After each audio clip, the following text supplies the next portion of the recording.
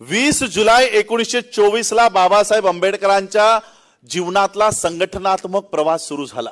पहिली संघटना, आणि मग बाबासाहेबांनी अनेक संघटना त्यांच्या आयुष्यात काढल्या, अनेक संघटना।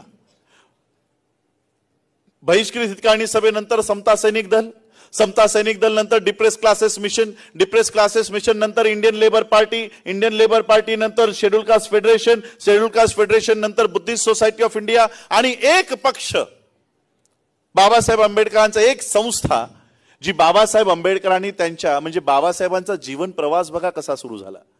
बहिष्कृत नाव दिलं, बहिष्कृत नावापासून बाबासाहेबांचा संघटनात्मक प्रवास सुरू झाला, आणि शेवटची संस्था जी बाबासाहेब आंबेडकरांनी स्वतःच्या हयातीत जाहीर केली ती म्हणजे रिपब्लिकन पार्टी ऑफ इंडिया। त्याआधी बुद्धिस्ट सोसायटी ऑफ इंडिया स्थापन केली, आणि 30 सप्टेंबर 1956 ला बाबासाहेब त्यांच्या सगळ्या कार्यकर्त्यांना दिल्लीला बोलावतात आणि सांगतात की आजपासून शेड्यूल कास्ट फेडरेशन मी बरखास्त करत आहे आणि रिपब्लिकन पार्टी ऑफ इंडिया स्थापन झाली असं मी जाहीर करत आहे।